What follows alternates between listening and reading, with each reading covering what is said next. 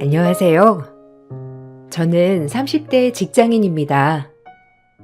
여러분들은 사람의 본성은 달라지지 않는다는 말 믿으시나요?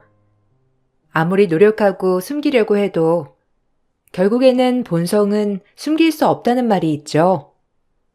전 그래도 하나의 큰 사건을 겪으면 인간은 누구나 반성을 하고 달라질 수 있다고 생각하는 편이었는데요. 그런 게 맞지 않는 사람도 있더라고요. 바로 제 전남편 얘기랍니다. 저는 20대 후반에 전남편을 만나 결혼을 했고, 결혼하기 전 다정다감한 성격의 남편이 정말 좋았어요.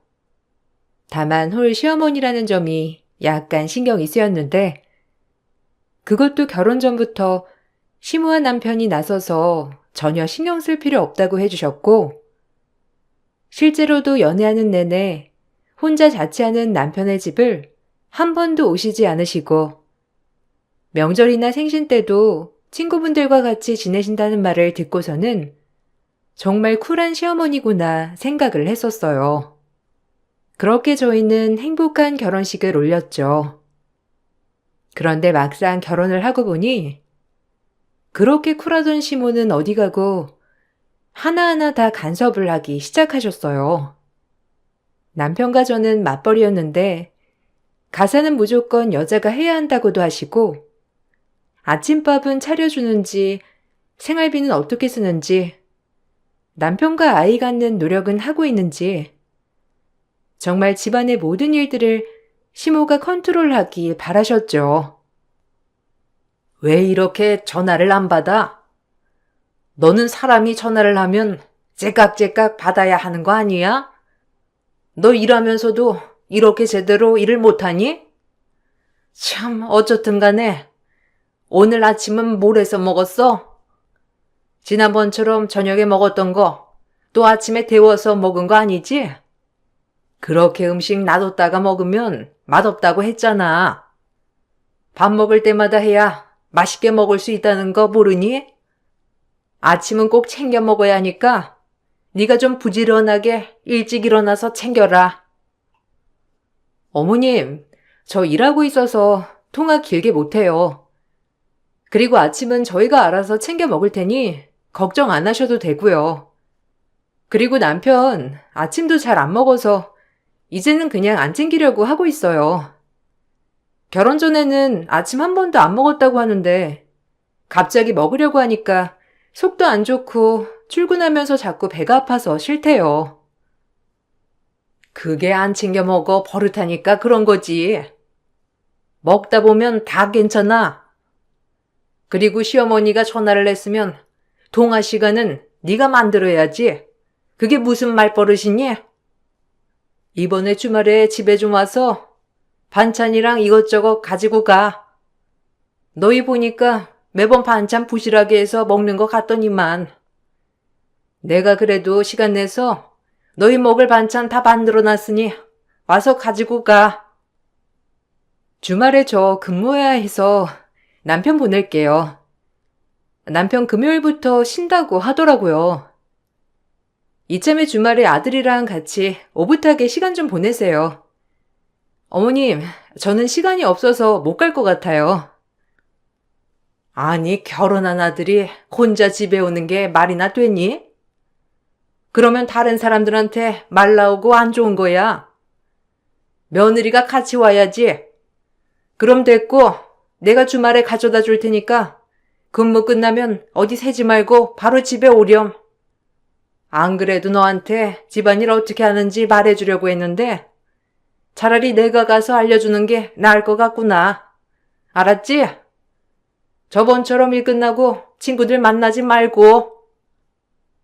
시모는 사사건건 다 간섭을 했고 매번 바쁘다 시간이 없다고 피해보기도 했지만 그러면 그럴수록 시모는 제 일거수일투족을 다 알아야겠다고 생각을 하셨는지 제가 벗어날 수 있는 틈을 주지 않으셨어요. 결혼 전 남편의 자취방에는 한 번도 가보시지 않았던 시모였지만 결혼 후에는 무슨 일만 있으면 바로 신혼집으로 찾아오셨고 제가 퇴근을 하는 시간까지 기다리고 계셨어요. 그래서 집에 들어가는 문을 열 때마다 전 불안감을 느끼곤 했었습니다. 이런 상황 속에서 남편은 시모가 아닌 제 탓을 하기 시작했고, 제가 시모의 행동에 불편함을 느끼자 남편은 제가 철이 없고 어리다며 제 탓을 했어요. 엄마가 괜히 그런 말을 하겠어? 네가 살림도 안 해보고 다 서투니까 도와주려고 말하시는 거지. 그리고 엄마가 너한테 좋은 마음으로 말하는 건데 어떻게 너는 그렇게 다 꼬아서만 듣는 거야? 너는 그냥 애초에 시어머니니까 편견 가지고 우리 엄마 대하는 거 아니야? 엄마가 너한테 얼마나 신경 많이 쓰는데 그런 건 하나도 안 알아주고 다 간섭한다고만 생각을 해. 이게 간섭이 아니면 어떤 게 간섭인데? 솔직히 우리 서로 일하고 있고 바쁜데 어떻게 나한테만 살림을 하라고 하실 수 있냐고. 아침에 밥 먹는 것부터 시작해서 당신은 30년 내내 아침밥 안 먹어봤다며. 근데 나는 당신 아침밥을 차려줘야 돼? 그게 무슨 말 같지도 않은 얘기야. 거기다가 시간 될 때마다 시댁에 가야 되고, 당신 혼자서는 절대 보내면 안 되고, 꼭 며느리는 가야 되는 게 어디 있어? 친정에 갈 때는 당신이 불편하니까 나 혼자 가라고 하시잖아. 이게 무슨 말이야? 아니, 엄마가 그걸 나쁜 뜻으로 말했겠냐고. 어찌되었든 남자보다 여자가 좀 더 꼼꼼하게 잘하니까 네가 더 신경 써서 하라는 말이잖아. 엄마가 말을 좀 직설적이게 해서 그렇지. 살림을 당신만 다 하라고 한 거야? 그런 뜻이 아니라니까. 당신이 뭐든 다 꼬아서 들어서 그러는 거야. 그리고 네가 시집살이에 대해서 제대로 몰라서 그러는 건데, 옛날 우리 엄마는 시집살이 당하실 때 시댁 가서 청소며 빨래며 밥이며 다 하고 와서도 혼났어. 그게 시집살인데 너는 반찬 다 받아먹고 살면서 무슨 시집살이 타령이야. 뭐? 당신 진짜 제정신이야?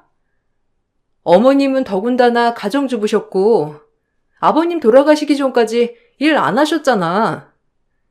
그래서 살림하셨던 게 맞는 거고, 나는 맞벌이잖아.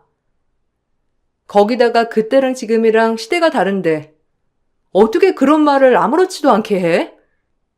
우리 집에서 당신한테 그렇게 말했어도 불만 없을 수 있어? 당연하지. 나는 장인 장모님께서 나한테 그런 얘기 해주시면 충고라고 생각하고 잘 들을 거야. 당신처럼 이렇게 불평불만 하는 게 아니라 당신이야말로 밖에서 어떻게 일을 하고 다니는 거야? 상사한테도 이렇게 다 불만 표현해? 당신은 진짜 예의가 없어. 엄마가 무슨 말만 하면 대들고 기분 나쁜 티 팍팍 내고 그게 무슨 예의야?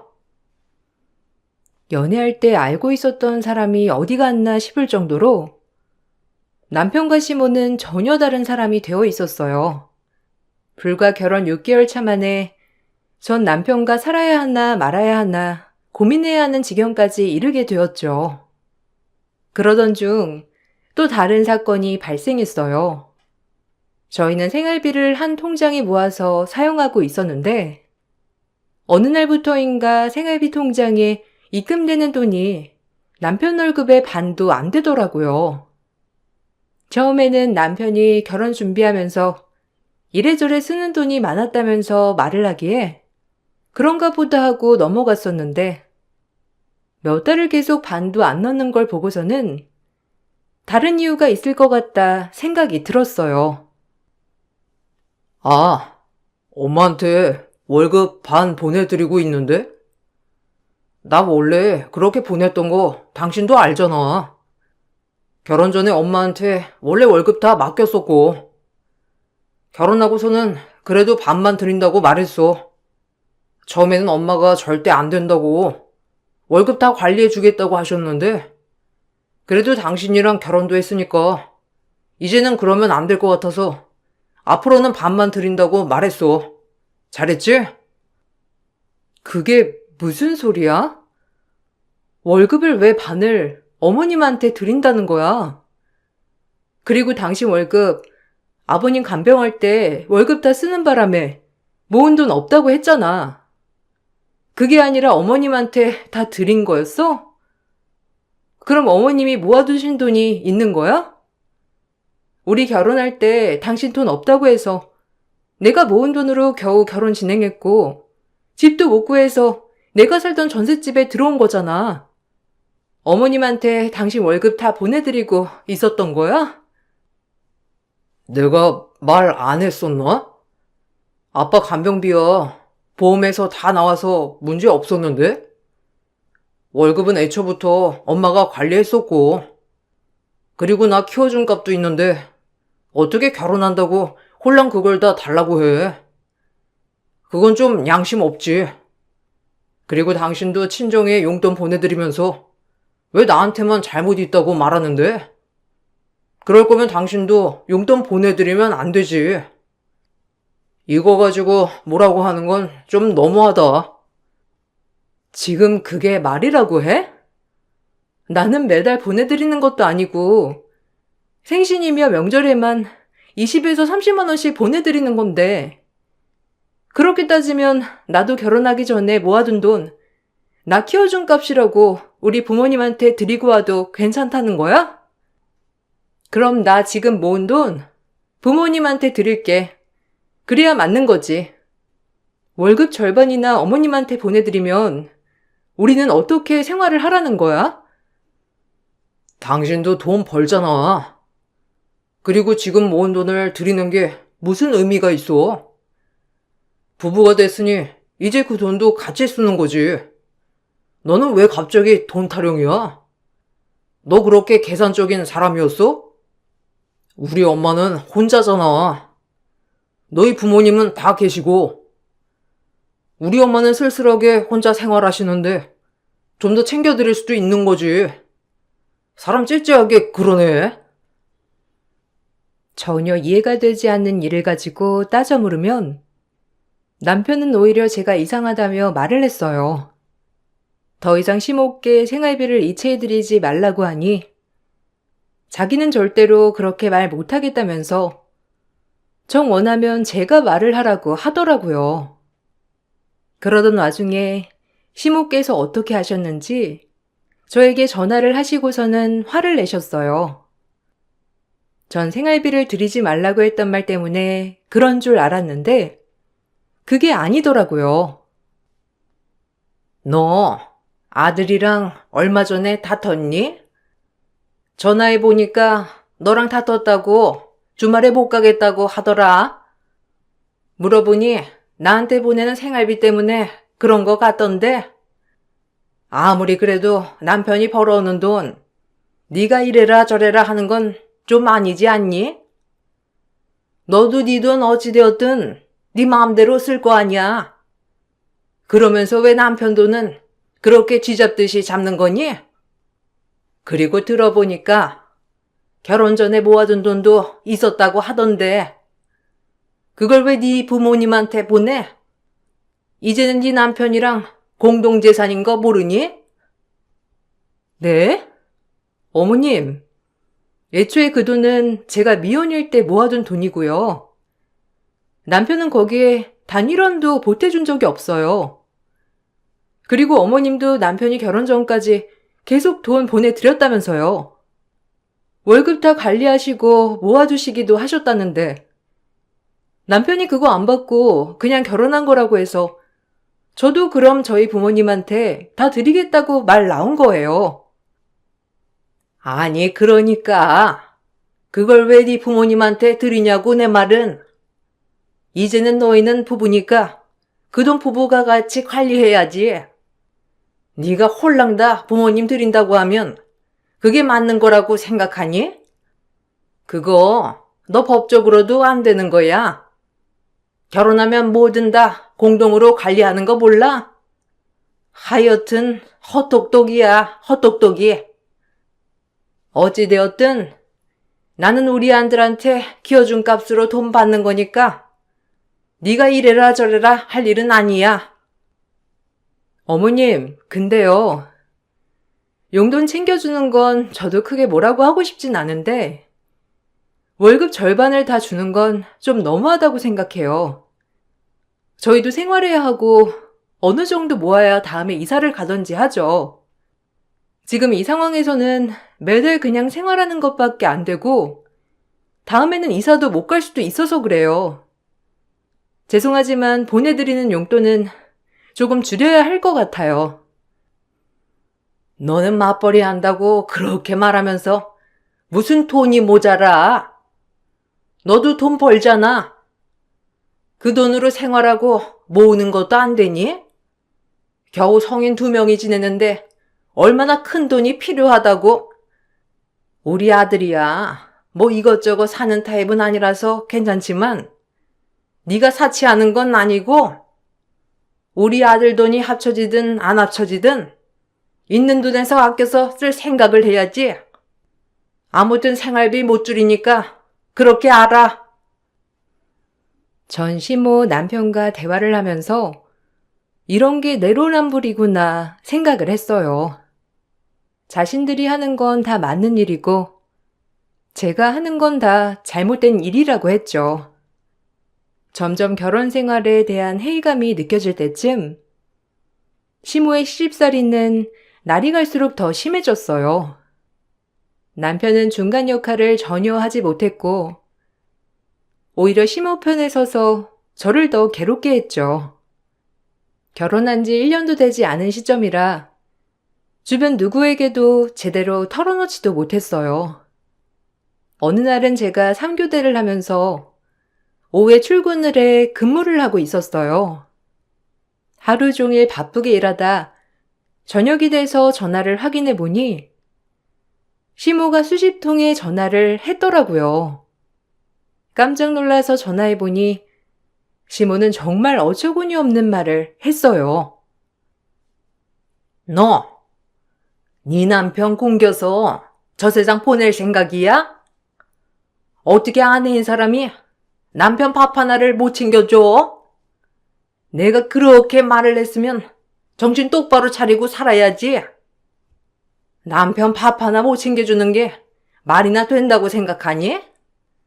가정이 안정돼야 네가 밖에 나가서도 일할 수 있는 거고 네 남편이 편안하게 일할 수 있는 거야. 어떻게 아내 역할을 제대로 안 했으면 애가 쫄쫄 굶다가 라면을 끓여 먹고 있어?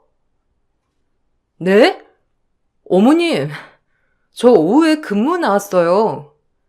일하고 있었고, 그러면 당연히 남편 저녁은 제가 챙겨줄 수가 없죠. 남편이 알아서 챙겨 먹어야 하는 거고, 이미 낮에 제가 밥도 다 해놓고 나갔는데, 그걸 안 먹고 라면 먹는 거라면, 저한테 이러실 게 아니라, 어머님 아들한테 전화해서 화를 내셨어야죠. 그것 때문에 저한테 이렇게 여러 번 전화하신 거예요? 그래. 내가 참다 도저히 안 되겠어서 너한테 전화했어. 어떻게 귀하게 키운 아들인데 네가 이런 식으로 무시를 하니? 너 밖에서 일한다고 유세 부리니? 그깟 돈 조금 번다고 남편을 그따위로 대? 너 당장 가서 네 남편 밥상 차려주고 와. 너는 이렇게 살림에 소홀해서 어떻게 애를 낳고 키울 거야? 애초에 아내로서 제대로 하는 게 없는데 엄마나 될 수 있다고 생각하니? 아내로서요? 남편으로서는요? 그렇게 따지면 남편은 뭘 하고 있는 건데요? 그냥 제가 다 포기할게요. 저 더 이상 남편이랑 못 살겠으니까 어머님이 그렇게 기중하시면 다시 데리고 가서 같이 사세요. 전 남편에게 이혼하자고 말을 했고 그동안 그렇게 불평불만이 많았던 사람들이었는데 막상 제가 이혼하겠다고 나서니 절대로 못 해준다며 막더라고요. 그간 시모와 남편으로 인해 받았던 스트레스 때문에 저는 우울증과 공황까지 겪게 되었고 얼른 상황이 끝났으면 좋겠다 생각을 했어요. 그래서 합의로 이혼을 하고 싶었는데 절대로 안 된다며 말을 하니 더 기가 막히더라고요. 그러던 중에도 남편은 저에게 남은 적마저 떨어뜨렸어요. 나 절대 너랑 이혼 안 해. 그리고 고작 엄마가 몇 마디 한 거 가지고 이혼하자고 하는 게 말이나 돼? 아, 당신 얘기 어떤 건지 알겠으니까 일단은 이혼은 보류해. 엄마랑 마주친 일 줄일 테니까. 엄마한테도 말했어. 엄마도 당황스러워 하시더라. 당분간 전화 안 하신다고 했으니까 일단 좀 천천히 생각해봐. 우리 지금 결혼한 지 1년도 안 지났어. 근데 무슨 벌써 이혼을 한다는 거야? 나 도저히 못 살아. 맞아. 우리 1년도 안 됐는데 어떤 사람들은 세상에서 제일 행복한 기간이 바로 신혼이라는데 나는 왜 이렇게 힘들어? 왜 나만 힘들고 괴로워야 하냐고. 당신이며 당신 엄마며 그렇게 괴롭혀 놓고서는 왜 이혼을 못하겠다고 하는 건데? 하나부터 열까지 마음에 안 든다며. 나 때문에 오히려 분란 생기고 힘들다며. 그러니까 나랑 이혼하고 편하게 살아 그럼. 결혼이 장난이야? 어린애도 아니고 이혼을 어떻게 그렇게 쉽게 말할 수가 있어? 누가 고작 이런 일로 이혼을 해? 난 이혼 절대 못하니까 당신도 그만 마음 접어. 이렇게 금방 이혼할 거였으면 애초에 결혼도 안 했지. 갑자기 왜 그래? 엄마도 이제 연락 안 한다고 하잖아. 그럼 된 거 아니야? 조금 더 생각해봐.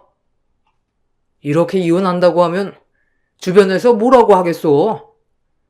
장인 장모님은 생각 안 해? 그렇게 장인 장모님 생각한다는 사람이 결혼하고 한 번을 안 찾아갔니?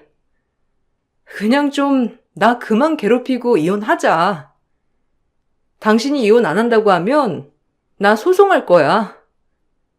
지금까지 모아둔 증거로 소송할 수 있다고 했거든?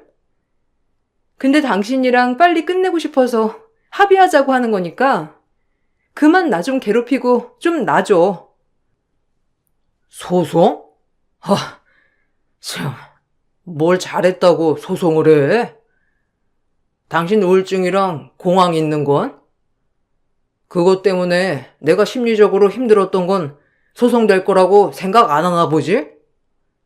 그래, 합의해 줄 테니까 그러면 나한테 위자료 줘. 그럼 나 별말 없이 바로 도장 찍어 줄게. 헛소리를 하는 남편을 보고서는 합의로는 절대로 이혼을 할 수 없겠구나 싶었고, 그래서 전 소송을 시작했습니다. 심리적으로도 힘든 시기였지만 다행히 부모님과 주변에서 많이 절 도와주었고, 당연히 저는 시모의 시집살이, 중간 역할을 못하는 남편에게 유책 사유가 있는 것으로 인정을 받게 되면서 위자료를 받고 그렇게 1년의 결혼 생활을 마무리하게 되었어요. 이혼을 하고서는 남편이랑 오며 가면서도 단 한순간도 마주치고 싶지 않아 다른 지역으로 바로 이사를 갔죠.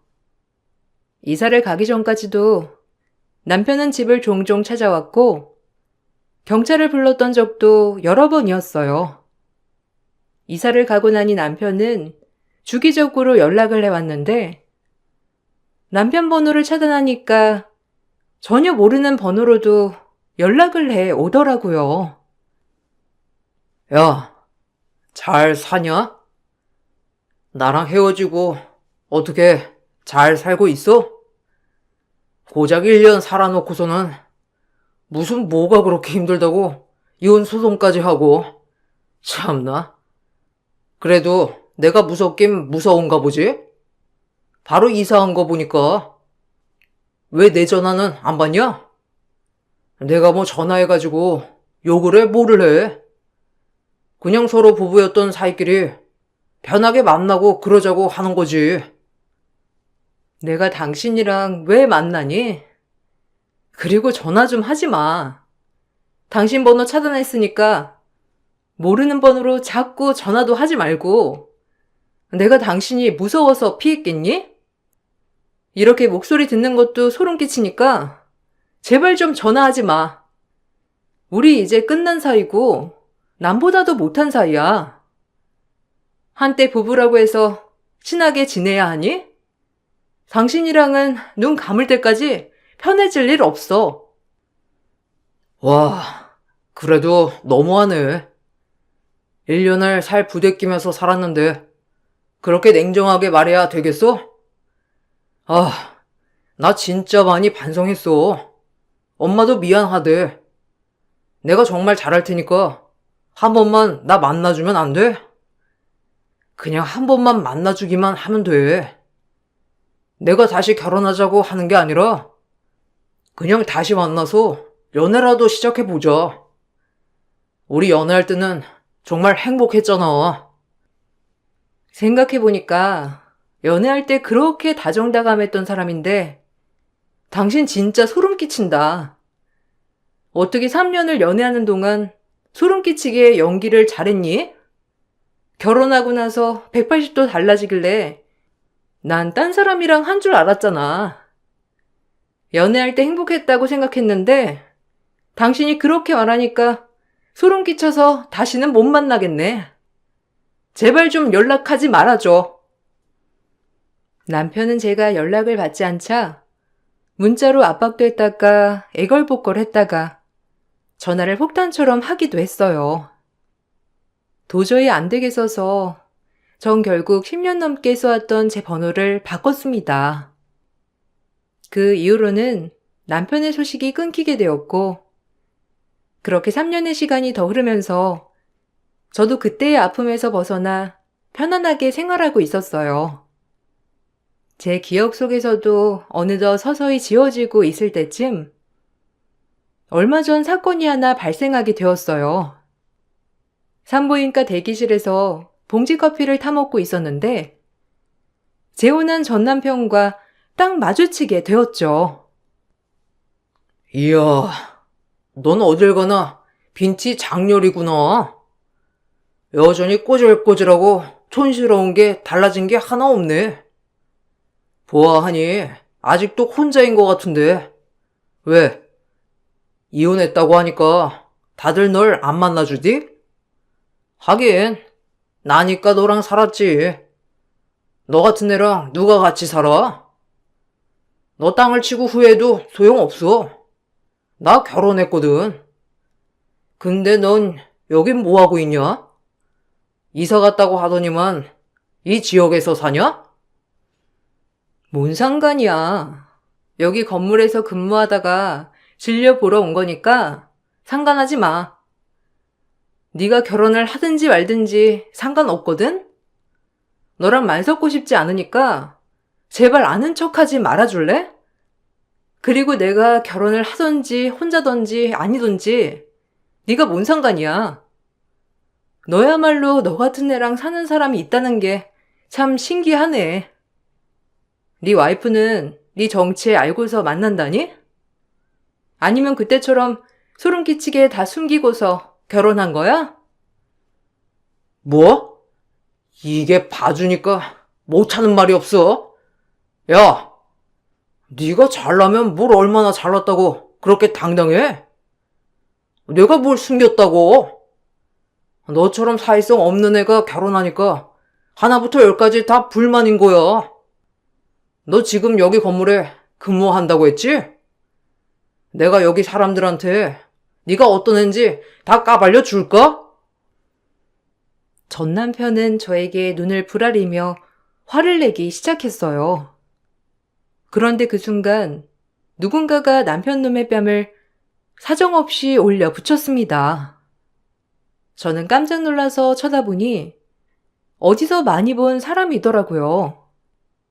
전 남편은 그 여자의 팔목을 잡고서는 왜 이러냐면서 당황스러워했고 여자는 울분에 찬 목소리로 소리를 쳤죠. 생각을 해보니 그 여자는 바로 제가 결혼 전 다니던 병원에서 같이 근무한 후배였어요. 너였구나. 선배랑 결혼했던 게 너였어? 그 쓰레기 자식이 너였냐고. 내가 말했지? 예전에 나 괴롭힌 사람들 해결해준 사람 있었다고. 그게 바로 이분이다, 이 자식아. 내가 미쳤지. 너 같은 애랑 결혼했다니. 내가 진짜 미쳤어. 당장 사과해. 여보. 왜 그래? 진정해. 다들 쳐다보잖아. 여보, 무슨 말 하는 거야? 여보, 저번에 병원 다닐 때 얘기했던 거, 그거 말하는 거야? 그 사람이 얘라고? 여보, 뭔가 착각한 거 아니야? 여보 다닌 병원, 얘 다녀본 적 없어. 뭔가 착각한 거 같아. 좀 진정하고, 내 말 좀 들어봐. 뭔가 잘못 알고 있는 것 같은데. 심호흡 좀 하고, 진정 좀 해.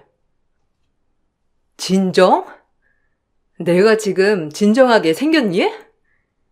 네 엄마가 그렇게 닥달해서 병원 검사까지 하려 온 건데 안 그래도 이상하다 싶었어. 결혼 전에는 간도 쓰레기도 다 내줄 것처럼 하더니만 결혼하고서는 다른 사람 듣는 게 이상하다고 생각했다고. 참나, 당신 본색이 원래 이런 거였구나. 내가 이상하게 생각했던 게 아니었네. 그렇지? 무슨 소리 하는 거야, 여보? 이 사람 말 믿는 거야? 내가 말했잖아. 전부인 정신 나간 여자라고.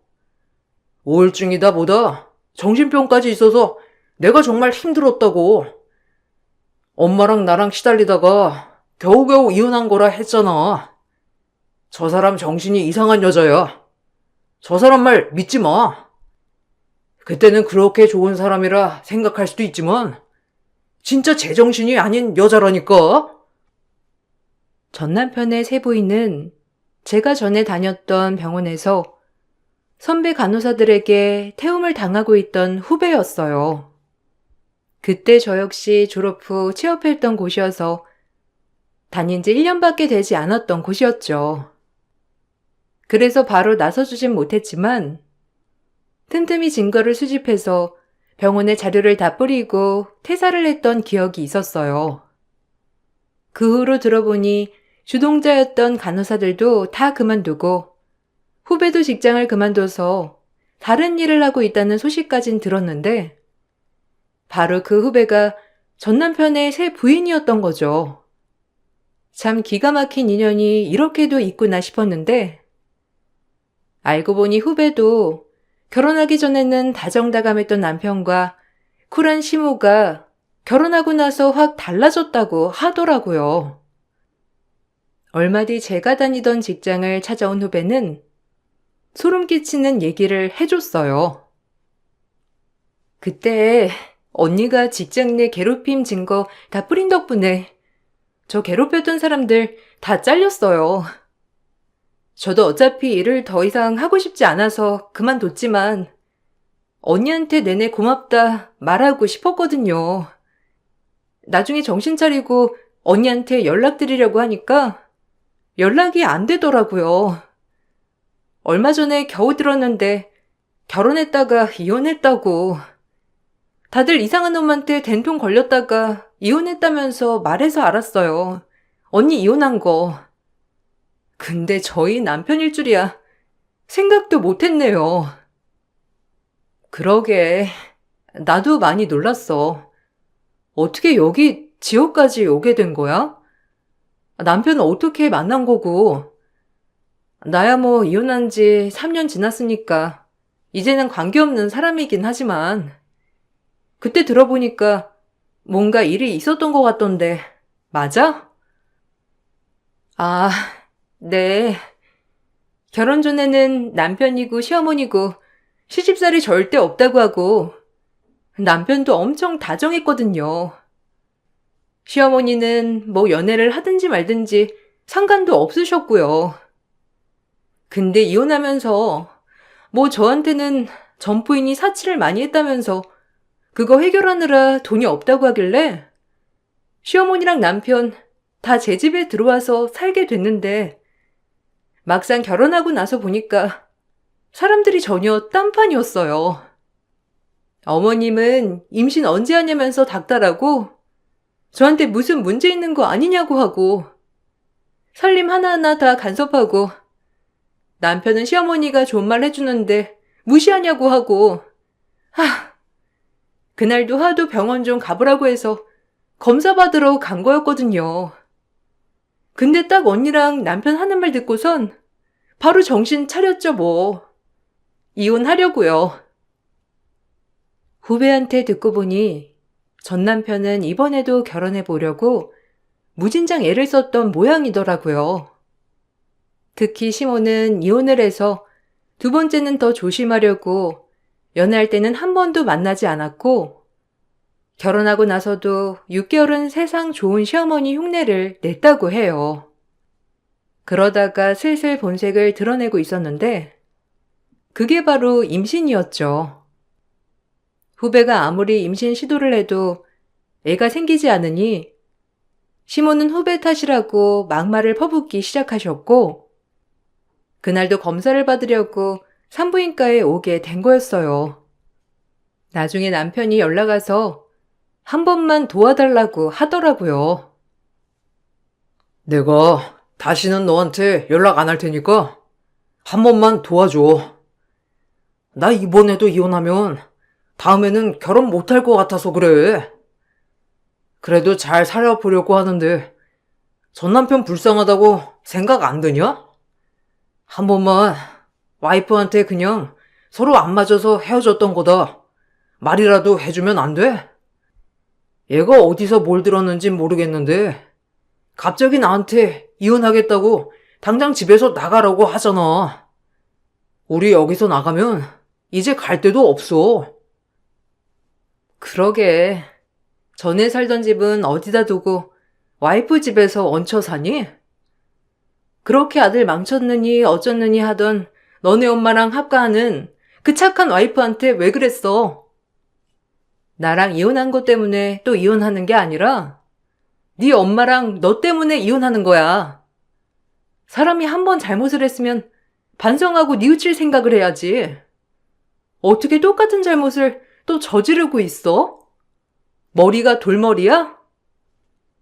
뭐? 네가 말했지? 네가 와이프한테 다 말한 거야? 와, 너 진짜 소름 끼친다. 네가 우리 남남이라며? 다시는 볼 일 없다면서? 그래 놓고서는 이렇게 뒤통수 친 거야? 나 이거 가만 안 둘 거야. 명예훼손으로 고소할 거니까 그렇게 알아. 나도 니네 회사 건물에 가서 네가 했던 짓 다 까발릴 테니까 그렇게 알라고. 내가 뭘 했다고 뭘 까발려. 너나 조심해. 내가 와이프한테만 말할 줄 알았니? 네 회사, 네가 앞으로 다닐 회사, 네가 앞으로 만날 사람들한테는 내가 절대 못 말할 거라고 생각해? 어처구니가 없다 정말. 너나 네 엄마가 했던 그 파렴치한 짓을 밝혀지면 얼굴 들고 다닐 수 있을 거라고 생각하니? 웃기네. 나한테 이렇게 부탁하지 말고 그냥 좀 놔줘. 너넨 사람 괴롭히지 않고서는 못 사는 사람들이니? 이혼하는 거 다 너랑 네 엄마가 만든 거야. 정신 차려. 전 남편은 끝까지 자신은 잘못이 없다면서 저와 이혼을 한 것 때문에 와이프가 이혼을 하자고 하는 거라 말을 했죠. 어떻게 끝까지 자신들의 잘못을 생각을 안 하는지 어이가 없었지만 끝내 벌을 받을 거라 생각을 했어요. 결국 후배는 소송을 해 남편과 헤어지게 되었고 소송하면서 위자료 청구까지 했는데 이번에는 남편이 후배 돈까지 끌어쓴 내역도 있어서 민사배상까지 들어가게 되면서 남편과 시모는 말 그대로 땅바닥에 나앉게 생겼다고 하더라고요. 위자료로 그나마 있던 돈까지 탈탈 털어냈고 쫓겨나게 되었는데 갈 곳이 없어 두 사람 모두 친척집, 지인집을 전전하며 살고 있다고 들었어요. 애초에 사람을 그렇게 괴롭혀 놓고서 아무런 반성도 하지 않았으니 더 큰 벌을 받게 된 거였죠. 요즘도 가끔 후배와 종종 연락을 하고 지내고 있어요. 남편과 헤어지고 나서 일이 더 잘 풀리고 있답니다. 사람들과 더 많이 만나고 생활하다 보니 많은 위로를 받고 있네요. 여러분들 주변에는 자신의 잘못도 남의 탓을 하시는 분들 많으신가요? 그런 사람들 때문에 상처받는 분들이 계시다면 상처를 준 사람은 언젠가 그 칼로 자신에게 상처를 줄 수 있다는 것 기억하시면 좋을 것 같네요. 사연 들어주셔서 정말 감사합니다. 저도 앞으로 더 행복하고 즐겁게 살아보려고요. 여러분들도 행복하세요. 안녕하세요. 남편과 이혼한 지도 벌써 1년이 다 되어가고 있는데 작년 이맘때 남편과 시모가 저에게 했던 추악한 행동들이 떠올라 사연을 신청하게 되었습니다. 남편과 함께 살아온 9년의 시간이 한순간에 무너지게 될 거라곤 꿈에도 몰랐는데 너무 충격적인 경험을 하게 돼서 이혼을 선택할 수밖에 없었습니다. 남편과 결혼을 하고 이쁜 딸 하나 낳아 주어진 거에 감사하며 하루하루를 행복하게 사는 게 제 삶의 꿈이었어요. 그리고 제 가게 하나 차리고 싶어서 9년간 악착같이 모아 창업할 자금을 마련하게 되었죠. 그런데 앞으로 좋은 일만 있을 것 같았던 제 삶에 말도 안 되는 일이 벌어졌어요. 9년간 모아두었던 돈이 한 번에 빠져나간 이력이 월급 관리를 하다가 알게 되었습니다. 그 통장은 남편 명의로 되어 있었어요. 맞벌이 하면서 관리하는 통장이다 보니 크게 신경을 쓰지 않았었죠. 명의는 남편으로 되어 있었지만 그동안 함께 살아오면서 남편이 저에게 보였던 신뢰가 있었기 때문에 쓸데없는 짓은 하지 않을 거라 생각했어요. 그리고 그만큼 믿었기 때문에 남편의 명의로 된 통장이라도 부부니까 문제가 생기게 될 거라곤 상상조차 하지 못했습니다. 갑자기 통장의 잔고가 0원으로 바뀌게 되는 걸 처음 봤을 땐 제 두 눈을 의심했어요. 잘못 본 줄 알고 몇 번이나 다시 확인을 해봤지만 창업하기 위해 9년간 모아두었던 전 재산은 한 번에 빠져나가 있었습니다.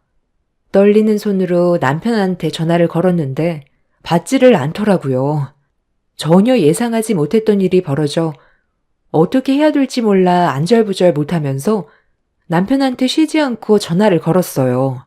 그렇게 수십 번의 전화 연결 끝에 남편과 통화가 이루어졌는데 제가 말을 걸어도 답이 없더라고요. 일단 남편한테 통장의 돈을 왜 전부 다 빼냈는지 그것만 먼저 알려달라고 했는데 일하는 중이라고 저녁에 다시 대화하자면서 전화를 끊어버렸어요. 그렇게 늦은 저녁 시간이 되어서야 들어온 남편은 상당히 침착했고 저를 바라보는 눈빛에는 할 말이 상당히 많아 보이는 듯한 표정이었어요. 그리곤 저에게 내민 서류 한 장을 확인하는 순간 하늘이 무너져 내렸습니다. 남편이 왜 저에게 이혼 서류를 내밀었는지 이해가 되지 않았어요. 분명 전날까지도 부부관계에 문제가 없었는데 하루아침에 변화된 차가운 모습은 평소에 제가 알던 남편의 모습이 아니었어요. 갑작스러운 돌발 행동을 왜 저질렀는지부터 들어봐야 했습니다. 당신 뭐 잘못 먹은 거야? 아니 왜 안 하던 행동을 해? 통장에 있던 돈 어디 갔어? 다음 달부터 지금 하는 일 정리하고 가게 알아보러 다니기로 했었잖아. 그런데 나랑 한마디 상의도 없이 전 재산을 전부 빼가면 어떡하자는 거야? 쓸데없는 짓 안 했지? 나 지금 너무 충격받아서 손발이 다 떨리고 있는 거 안 보여? 우리 여기까지만 하자. 서류의 내용이 뭔지 알면서 지금 상황 파악이 안 돼? 내가 너한테 이혼하자는 말은 더 이상 함께 살고 싶지 않다는 거잖아. 그러니까 나랑 더 이상 살고 싶지 않은 이유가 있을 거 아니야. 그래서 당신이랑 결혼하고부터 모아두었던 전 재산을 전부 다 가지고 간 거야? 이유? 당신과 함께 사는 게 이제 지긋지긋해. 더 이상 얼굴 마주보면서 살고 싶지가 않아. 이제 내 인생에서 빠져줬으면 좋겠어. 내가 통장에 있던 돈을 전부 빼간 건 내가 그동안 당신보다 모아두었던 돈도 많고 당신은 다인이를 포기하지 않을 거잖아. 내가 데리고 가면 네가 그만큼 힘들어할 게 뻔하니까 그래서 다인이를 포기하는 대신 나는 돈을 선택한 거야. 어차피 당신은 돈보다 다인이를 선택할 거 아니야. 그래서 가져간 거니까 이혼 서류에 도장이나 찍어. 너 정말 웃긴다. 아이를 데려가는 사람이 재산을 더 가져가는 게 정상 아니야? 그만큼 양육비가 더 많이 드는데? 원래 이렇게 무서운 사람이었어? 전날까지 웃고 지내면서 평소와 다를 게 없던 사람이 하루아침에 통장에 있던 돈 전부 다 빼가고 이혼 서류 내밀면 내가 당연하게 받아줄 거라 생각했어? 대개 남자들이 이런 식으로 갑자기 이혼 통보하는 건 100이면 100 다른 여자가 생긴 거겠지. 언제부터야? 나 말고 다른 여자랑 바람난 게 언제부터였냐고? 말을 못하는 거 보니까 확실하게 맞는 것 같네. 이런 식으로 나오면 내가 순순히 이혼해 줄 거라 생각했니? 너도 나랑 9년간 함께 살아오면서 느끼고 있었잖아. 우리 관계 오래 갈 수 없다는 거 알고 있었으면서 새삼스럽게 이제 와서 혼자 억울한 척이야? 내가 너를 대하는 행동이나 말투들 감정 없이 나오는 말인 거 알고 있었잖아. 창업하겠다고 지금까지 악착같이 모아둔 돈으로 가게 하나 차렸다가 폐업하면 그게 무슨 소용이야? 9년의 세월 한 번에 날리는 거잖아. 네가 특별하게 뭘 잘하는 것도 아니고 그냥 음식점 하나 차려서 먹고 살겠다고 했다가 결국 9년간 모아둔 돈 탕진하면 그게 더 손해 아니야? 너랑 창업하려고 결혼한 줄 알아? 내가 버는 돈 제대로 쓰지도 못하고 맨날 가난에 쩔어서 사는 것보단 차라리 이혼하고 내가 원하는 삶 사는 게 훨씬 낫지. 나도 이제 이런 지긋지긋한 삶에서 벗어나고 싶어. 너랑 함께 살다간 이 가난에서 절대 못 벗어나겠다. 그러니까 결국 당신은 나 말고 다른 여자가 생겼다는 거네? 이거에 대해 명확한 답을 하지 않고 돌려 말하는 것 보면 확실하게 나 말고 다른 여자를 만나고 있었던 거잖아. 그럼 나도 조용히 넘어갈 순 없지. 나 또한 피해본 부분에 대해서 소송 준비해야 되겠네. 그리고 그 전에 내가 9년간 모아두었던 돈 전부 제자리로 돌려놔. 네가 모아둔 돈만 가져가면 되지. 왜 내가 모은 돈까지 빼가는 건데? 어차피 더러운 싸움으로 이어질 텐데 나도 끝까지 내 집은 찾아올 테니까 두고 봐. 돈을 전부 가져가 버린 남편한테 제가 모은 돈을 달라고 했지만 끝까지 주지 않더라고요. 그날 남편과 대판 싸우게 되었고 끝까지 제가 모은 돈을 돌려주지 않길래 이 문제에 대해 법적 소송을 제기할 거라고 했어요. 남편은 해볼 테면 해보라며 되려 저에게 큰소리 치는데 갑자기 왜 이렇게 변한 건지 이해할 수가 없었습니다. 저희 부부 사이 심각할 정도로 문제가 있다고 느낀 적이 없었는데 갑자기 변해버린 남편의 모습이 당황스러웠고 배신감에 결국 눈물이 터져 나오게 되었네요. 9년간 악착같이 살았던 제 삶이 무엇을 위해 달려왔는지 모르겠더라고요. 그저 행복하길 바랐었고 남편과 함께 살아온 세월이 헛되지 않았다고 생각했는데 좋은 날만 꿈꿔왔던 제 인생이 무너지게 되자 아무것도 하고 싶지가 않았어요. 남편은 그날 저와 한바탕 하고 난 뒤 다시 집 밖으로 뛰쳐나가 버렸습니다. 예고도 없이 찾아온 남편의 이혼 통보에 힘들었지만 저보다 아무것도 모르는 제 딸은 무슨 죄길래 어린 나이에 헤어짐을 받아들여야 한다는 게 너무 불쌍했어요. 그날 테이블 위에 올려져 있는 이혼 서류를 한참 동안 바라보면서 많은 생각을 해봤는데 이대로 남편과 헤어지는 게 저와 제 딸을 위한 길인 건지 혼란스러웠습니다. 1년도 아닌 9년이라는 시간 동안 함께 살아오면서 많은 것들을 해왔었기 때문에 하루아침에 정리가 될 수 있는 문제는 아니었어요. 나를 꼴딱 세우면서 고민 끝에 내린 결정은 시부모님한테 저희 부부가 현재 위태롭다는 걸 알리고 어떻게 하면 이 문제를 바로잡을 수 있을지 의논을 해보는 게 맞을 것 같다고 판단하게 되었습니다. 그래서 다음날 날이 밝자마자 시댁으로 향했어요. 그렇게 시부모님과 얼굴을 마주했는데 분위기가 심상치 않더군요. 설마 어머님 알고 계셨어요? 그이가 바람 피우고 있는 걸 알면서 그동안 모른 척하고 계셨던 거예요? 저와 제 딸이 받을 상처는 신경도 안 쓰셨어요? 사람 인생이라는 게 평탄하기만 하면 재미가 없잖니. 롤러코스터처럼 굴곡이 있어야 인생이 재미난 거지. 맨날 일하고 돈만 모아서 뭐하게? 아둥바둥 살아서 너희들 삶이 나아졌니? 창업하려고 9년의 인생을 갈아 넣었는데 성공할 수 있다는 보장은 있고 내 주위에서 창업했다가 망한 사람이 수두룩하고 빚만 산더미처럼 불어난 사람들이 대부분이다. 창업은 아무나 하는 줄 알아? 너 딱히 계획도 없잖아. 9년간 돈만 모을 줄 알았지. 어떤 식으로 창업을 할지 체계적으로 계획을 세운 거라도 있니? 무작정 일을 벌인다고 모든 게 해결되면 너도 나도 창업하지 누가 남의 밑에서 월급 받아가며 일하겠어? 내 아들도 너랑 살면서 미래가 보이지 않으니까 이혼 결정한 거지. 인생이 돈만 모으려고 사는 건 아니잖아? 인생을 즐기면서 살려고 돈을 버는 건데 너희들은 결혼한 목적이 그냥 돈만 모으려고 결혼한 것 같아. 내 아들 말을 들어보면 뭐 하나 사려고 해도 눈치 주고 먹고 싶은 거 있어도 원하는 대로 할 수가 없으니까 그동안 참아왔던 게 터져버린 거다. 하루 이틀 살 것도 아닌데 돈돈거리는 너의 그런 행동이 내 아들을 지치게 만들었다곤 생각 안 하니? 그래서 이혼 얘기가 나온 거잖아. 나 같아도 너랑 사느니 다른 여자랑 살림 차리겠다.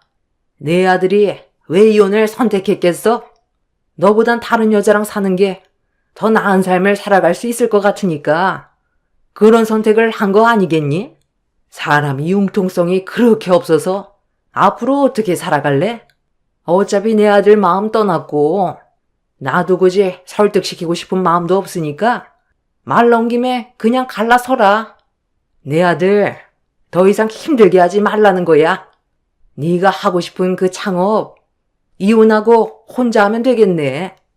지켜보는 나도 숨이 턱턱 막히는데 내 아들은 너랑 살아온 시간 동안 얼마나 힘들었을지 생각하면 내 마음이 찢어질 것처럼 아프다. 말 나온 김에 최대한 서둘러서 정리하고 각자 갈 길 가거라. 무슨 말을 그렇게 하세요? 그이가 하고 싶은 거 못하고 살았다고 했어요? 정말 어이가 없네. 왜 9년이라는 긴 시간이 걸렸는지는 생각은 해보셨어요? 그이가 말로는 저를 도와주겠다고 해놓고 본인이 벌어오는 돈에 대해선 제가 조금이라도 관여하는 걸 엄청 싫어했어요. 그러면서 창업하는데 도와주겠다고 말만 하고 정작 돈을 모을라 치면 자기 취미 활동하는데 돈을 써야 한다면서 통장에 저금하기가 무섭게 몇 번이나 빼서 사용을 했었다고요. 그래서 통장의 명의를 제 걸로 바꿔놓고 관리를 하려 했었는데 그건 또 본인이 싫다고 하도 노발대발해서 어쩔 수 없이 그 인간 통장으로 함께 모았던 것 뿐이었어요. 9년간 모아둔 그 돈에서 그 사람의 돈이 얼마나 될 것 같은데요? 80% 이상이 제가 모은 돈이에요. 본인은 하고 싶은 거 다 하고 살면서 제가 눈치 줬다고요? 눈치 없이 행동한 건 그이라고요. 잘 살아보겠다고 제가 아무리 노력을 해도 그 인간이 전부 다 망쳐버리니까 뭐만 하겠다고 하면 또 불안해서 말렸던 것 뿐이에요. 저희 부부에 대해 제대로 알지도 못하면서 그 사람 말만 일방적으로 듣고 판단하는 건 무조건 잘못된 생각인 거죠. 이혼? 그거 어렵지 않아요. 도장 찍으면 남남이고 그 사람한테 저도 실망을 많이 했기 때문에 그만 정리하고 싶어도 다인이가 눈에 밟혀서 최대한 좋게 해결 보려고 찾아왔는데 어머님 말 들어보니까 더는 안 되겠네요. 이혼 소송으로 진행할 거고 제가 9년간 모은 돈은 도로 가지고 가겠습니다. 아무리 부부라고 해도 상대방의 동의 없이 통장에 있던 돈을 전부 다 빼가는 건 부부간에도 법적 처벌을 받을 수 있다는 거 아시죠? 아무리 저한테 불만이 있고 함께 사는 게 맞지 않다 해도 법적으로 결혼 생활하는 동안에는 다른 여자와 만나는 건 무조건 잘못된 거죠. 저는 이 문제에 대해 조용히 넘어갈 생각 없어요. 어차피 이렇게 된 거 손해를 보더라도 끝까지 물고 늘어질 겁니다. 이미 시부모님도 남편이 바람 피우고 있다는 걸 알고 있었어요. 저만 전혀 모르고 있던 거였죠. 시댁 식구들 모두 저를 속이고 있었다는 거에 치가 떨렸고 남편의 무책임한 행동에 대해서는 조용히 넘어가지 않을 생각이었습니다. 그렇게 시댁에서 시모와 목소리를 높이고 있었는데 남편한테 전화가 왔어요. 제가 시댁에 왔다는 걸 알게 된 남편은 당장 집으로 돌아가라고 했지만 저는 그런 남편한테 큰소리치면서 당장 시댁으로 달려오라고 큰소리친 뒤 전화를 끊어버렸어요.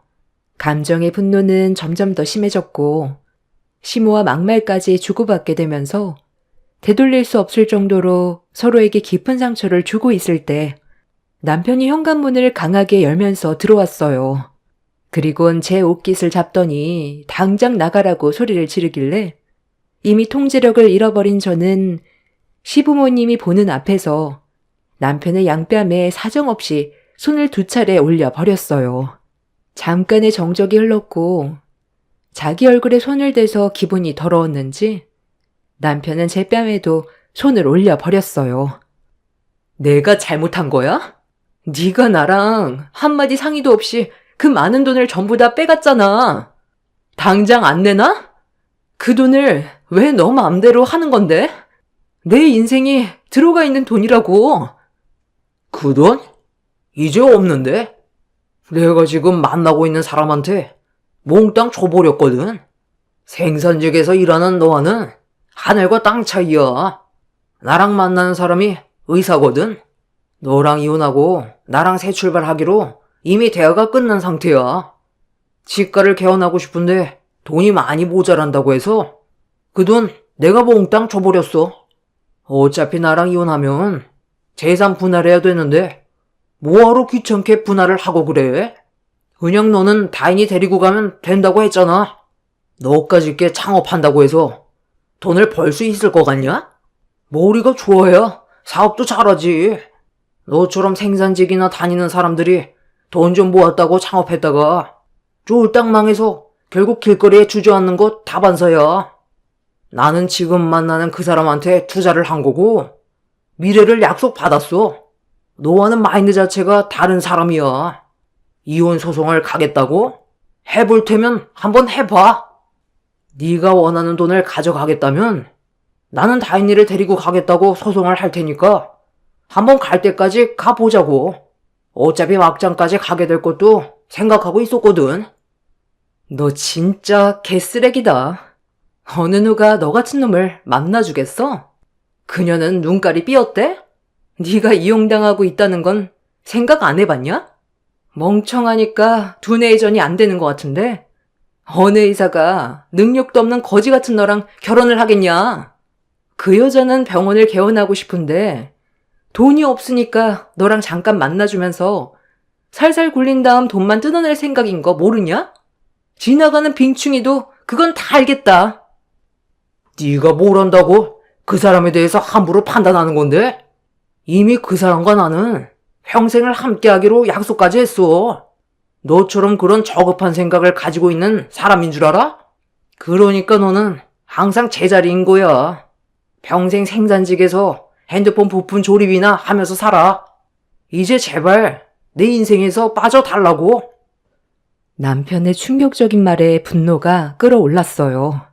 얼마 만나지도 않은 그 상간녀에게 제가 피땀 흘려 모은 돈을 고스란히 다 바쳤다는 말을 들었을 때 저는 이미 제정신이 아니었습니다.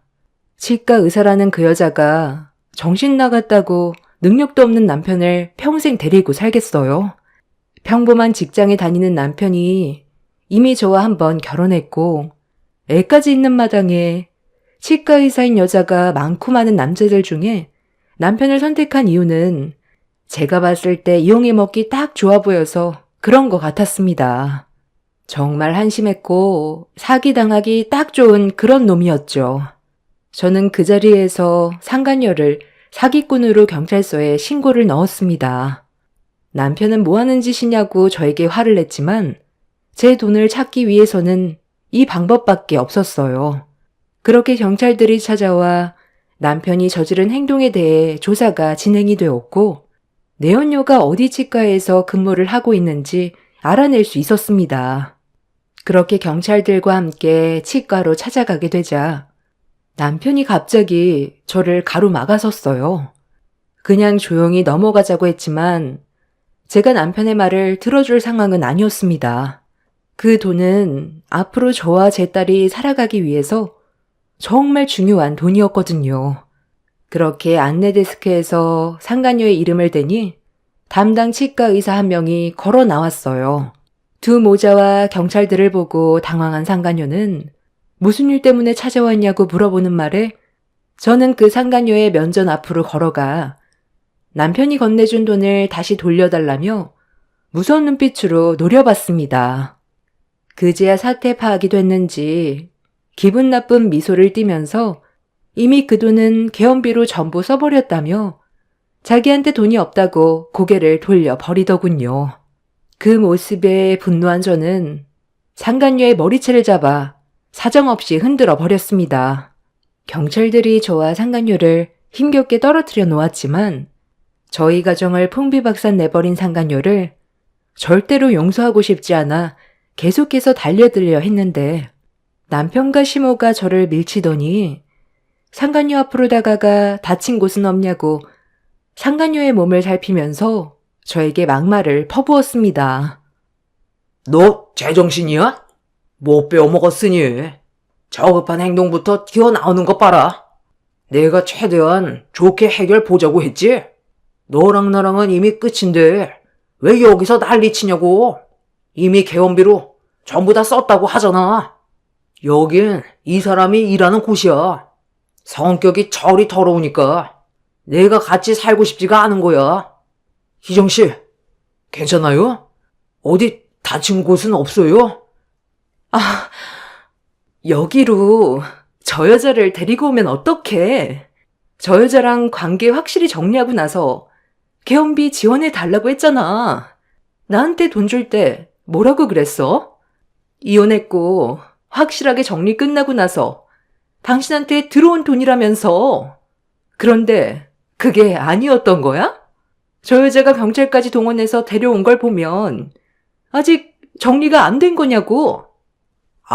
그건 희정씨가 돈이 급하다고 해서 일단 먼저 돈부터 준비를 해준 것 뿐이야.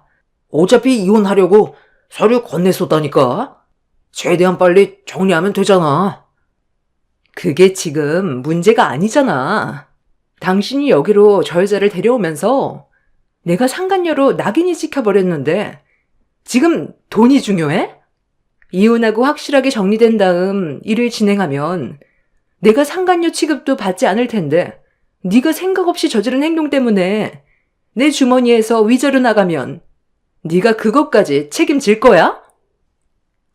그건 걱정하지 마라. 위자료는 내가 포장해주마.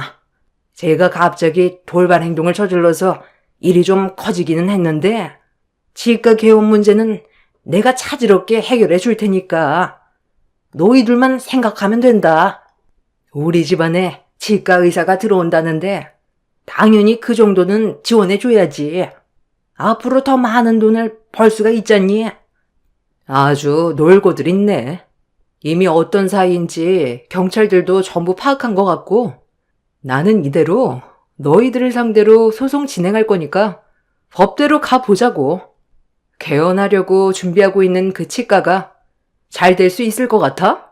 내가 그걸 두 눈 뜨고 지켜만 볼 것 같니?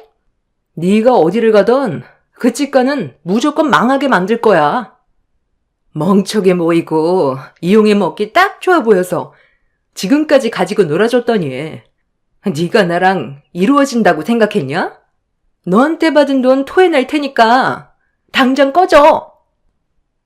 잠깐만. 아니, 지금 많이 흥분한 것 같은데 나랑 네 아들이 너한테 피해가지 않게 최대한 조용히 처리할 테니까 일단 기분 좀 가라앉히고 좋게 넘어가자. 뭘 좋게 넘어가. 이미 기분 다 잡쳤고 여기 있는 사람들이 내가 상간녀라고 머릿속에 박혀 있을 텐데 당신의 아들이 얼마나 모자라면 일 처리를 이딴 식으로 해? 다 필요 없으니까 당장 나가. 그리고 내가 피해온 부분들에 대해서는 너희들이 알아서 처리해. 너희들 때문에 내 이미지는 물론 우리 치과 이미지까지 전부 손상됐잖아. 시모는 상간녀의 막말에 참고 참다가 화가 머리끝까지 올라왔는지 상간녀의 뺨에 손을 올렸어요. 그러자 상간녀는 조금의 망설임도 없이 남편과 시모의 뺨을 사정없이 줄따기를 올려쳤어요. 시모와 상간녀는 서로 머리채를 잡았고 남편은 상간녀에게 미안하다면서 모든 걸 바로 잡겠다며 용서를 구하고 있는데 그 모습을 보고 있던 경찰들도 어이가 없어서 말리지도 않더라고요. 자기 엄마가 당하고 있는데 상간녀에게 정신 팔려 자기 엄마가 머리채를 잡히든 말든 신경조차 쓰지 않았습니다.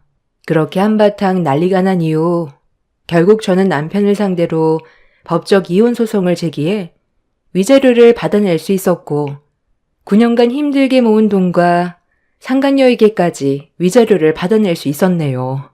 상간녀는 얼굴을 들고 다닐 수 없을 정도로 동네에 급속도로 소문이 퍼지는 바람에 다른 지역으로 이주를 하게 되었고 남편은 상간녀에게 사정하며 매달렸지만 처음부터 상간녀는 남편을 이용해 먹으려고만 했었기 때문에 뒤도 안 돌아보고 떠났습니다.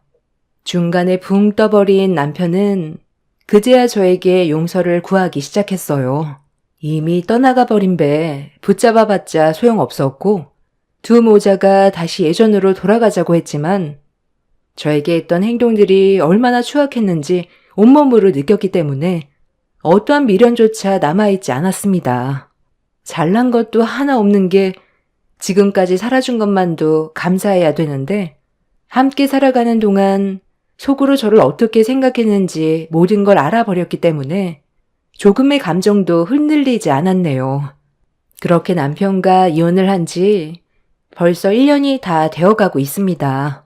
저는 그동안 힘들게 모은 돈으로 작은 식당 하나 차려서 제 딸과 열심히 살아가고 있어요. 남편이 없는 게 오히려 저와 제 딸에게 더 큰 도움이 되는 것 같습니다. 스트레스 안 받아서 좋고 시모에게 시달리지 않다 보니 심적으로도 안정이 돼서 훨씬 더 삶의 질이 좋아졌어요. 반대로 전 남편은 저와 이혼을 하고 고삐 풀린 망아지 마냥 자기 하고 싶은 대로 막 살다가 상당히 많은 빚을 떠안아 버렸다는 소식을 접할 수 있었습니다. 부모 돈까지 끌어들여 주식에 투자했다가 길거리에 나앉을 상황이라고 하네요. 제가 그 피해자가 될 수도 있었는데 하루빨리 헤어진 게 잘한 결정인 것 같습니다. 자식 핑계로 저와 다시 어떻게든 엮어보려 하는 전 남편을 다시는 보고 싶지 않아요. 그게 저와 제 딸이 살아갈 수 있는 유일한 길인 것 같습니다. 제 사연 들어주셔서 감사합니다. 안녕하세요. 저는 딸 둘을 키우고 있는 한 가정의 엄마입니다. 딸은 안으로 굽는다고 남편과 이혼을 할 수밖에 없는 상황이 생긴 적이 있었어요. 처음 몇 번은 그냥 참고 넘어갔었지만 날이 가면 갈수록 심해지는 남편의 행동 때문에 저는 점점 지쳐가고 있었고 이혼의 갈등이 시작되었죠. 시댁 집안은 저를 이해하지 못했고 저 또한 시댁 식구들의 행동들을 받아들일 수가 없었어요. 그러다 보니 시모는 이런 상황들을 빨리 해결하고 싶으셨는지 저희 집으로 찾아오셨어요. 그런데 시모 뒤로 동선의 부부가 고개를 내밀며 밝은 웃음을 지으며 저희 집에 우르르 몰려 들어왔고 남편은 미리 알고 있었다는 듯 시댁 식구들을 반갑게 맞아 주었네요. 어이가 없어서 아무 말 하지 않고 서로 인사를 주고받는 모습을 지켜보고 있으니 시모가 우두커니 서 있는 제가 꼴보기 싫었는지 소파에 털썩 주저앉으면서 한마디 하셨습니다. 그렇게 멍하니 서서 뭐하고 있는 거니? 씹을 거리라도 좀 내와봐라. 이쪽 동네는 차가 많이 막혀서 오는 데만도 한참 걸리니까 스트레스를 많이 받았는지 좀 출출하네. 지금 속이 비어 있어서 과일만 빼곤 다 괜찮을 것 같다. 어머님이 아까부터 속 쓰리시다고 하셨거든요. 중간에 식당이라도 들리려 했는데 서둘러 일 처리해야 된다고 하셔서 최대한 빨리 온 거예요. 웬만하면 영양 보충할 수 있는 것들로 주셨으면 좋겠어요. 저도 형님 집에 놀러 온 거니까 손님 맞죠? 이럴 때 저도 대접 한번 받아봐야죠. 그런데 지금 뭐 끓이고 있었어요? 어머님, 형님이 저녁 먹으려던 것 같은데 간단하게 먹는 것보다 이왕 이렇게 된 거 같이 식사하면 될 것 같아요. 저희 식탁에 가서 앉을까요? 어머, 이게 뭐예요? 백숙이잖아. 어머님 오시는 줄 미리 알고 있으셨나 보다.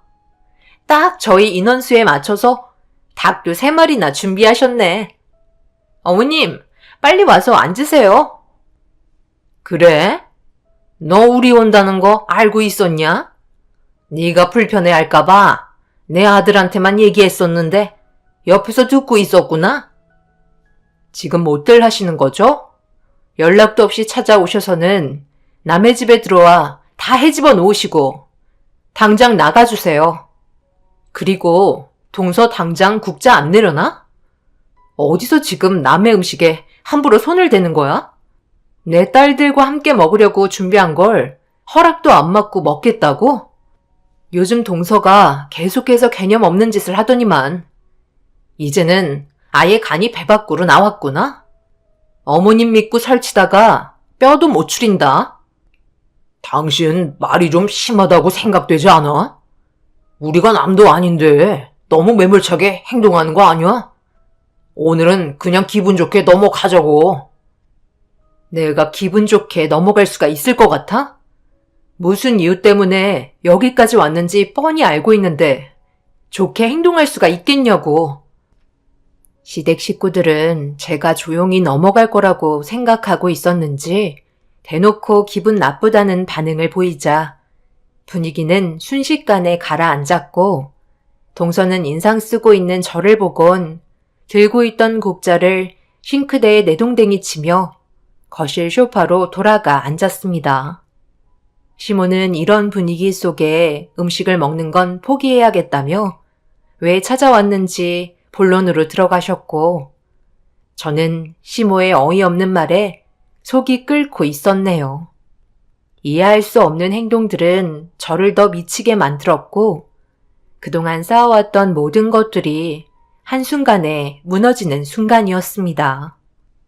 너희 사돈어른께서 오늘 내일 하시는데 조만간 너한테 상속재산으로 물려받게 될 땅을 처분할 생각을 가지고 있는 거지? 묵혀도 봤자 좋을 것 하나 없다. 내가 알아보니까 그쪽 땅들이 개발지역에 묶여 있다더구나. 사돈어른은 그런 건 또 어떻게 알고 그 넓은 땅들을 가지고 계셨대? 10년만 더 젊으셨어도 분명 떼돈 버르셨을 거야. 그런데 어쩌겠어? 현실이 이런 걸. 일단 눈앞에 돈이 들어왔으니 그 땅을 처분하고 현금으로 보유할 생각이라며 당장 먹고 살 걱정부터 해야 하니까 시애미가 봤을 때도 그렇게 하는 게 훨씬 이득인 것 같긴 하다. 처분하면 거의 10억 정도의 큰 돈을 얻을 수 있을 것 같다고 얘기하던데 내 말이 맞지? 당신은 내가 예전에 얘기했던 걸 그대로 어머님한테 전달해 드렸구나. 아직 해결된 거 하나 없는데 당신 입방정 때문에 상황을 이런 식으로 만들어? 나중에 따로 얘기 좀 하자. 어머님은 제가 어떻게 대처해 주길 원하시는데요? 여기까지 찾아오신 이유가 있으실 거잖아요. 동선의 가족을 데려온 거 보면 무슨 계획이 있으신 것 같은데 일단 드러나 볼게요. 이어서 말씀해 보세요. 어차피 질질 끌어봤자 좋을 것 하나 없으니 속 시원하게 터놓고 얘기하마. 아무래도 집안을 일으켜 세우는 데는 여자보다 남자들이 훨씬 경제 능력이 뛰어나잖아. 나는 앞으로의 미래를 봤을 때 투자할 만한 가치가 있다고 생각한다. 우리 막내 아들 손자들이 성공해서 잘 되면 10억이 아니라 그 이상도 충분히 보상받을 수 있다고 생각하거든. 그래서 이번에 사돈어른께서 세상을 떠나신 뒤에 받게 될 땅을 처분하게 되면 들어온 10억을 애들 유학비로 투자 좀 해줬으면 좋겠는데. 어렸을 때부터 자리를 깔아놔야 미래가 밝은 법이야. 얼마나 좋은 기회야. 막내 아들 손자들이 잘 돼서 둘 다 의사가 되면 10억은 우습게 벌어들일 테고 너한테도 더 큰 이익으로 돌아오지 않겠어? 무덤까지 따라가는 게 가족인데 우리가 너한테 10억 받았다고 입 싹 닫고 살겠어? 다시 한번 말하지만 집안의 남자들이 튼튼한 기둥이 되어야 자리를 잡고 살 수 있는 거다. 그러니까 어머님은 동선의 자식들한테 10억을 투자하라는 말씀이시네요. 미리 유학 보내서 밝은 미래를 만들어 주겠다는 거잖아요. 그럼 제 딸들은요? 그냥 집에서 숟가락만 빨고 있으라는 말인가요? 동서는 돈 없어? 본인들이 벌어서 자식들 키워야 하는 거 아니야? 예, 너는 무슨 말을 그렇게 하니? 남자랑 여자랑 같아? 너희 애들은 얼굴만 잘 가꿔두면 성인이 됐을 때 좋은 남자 물어올 수 있잖아. 여자는 무조건 미모와 몸매가 되면 다른 건 다 필요 없어. 중졸만 돼도 데려갈 놈들 지천에 깔렸는데 뭐가 걱정이라는 거야?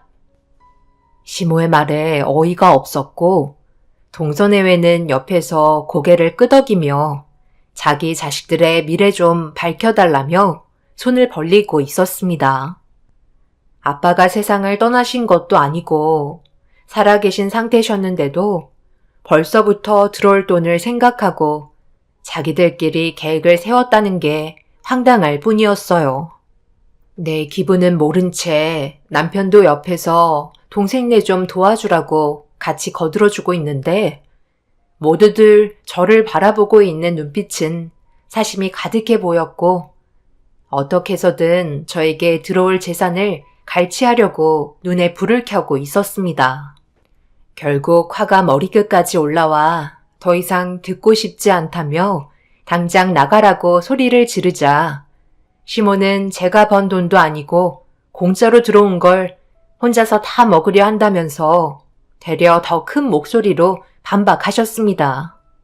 그러자 동서는 저보고 돈 때문에 사람이 변했다면서 저를 이상한 사람 취급했고 서방님은 10억을 한꺼번에 주는 게 부담스러우면 5억씩 나눠서 받아도 된다고 웃으면서 얘기하고 있었어요.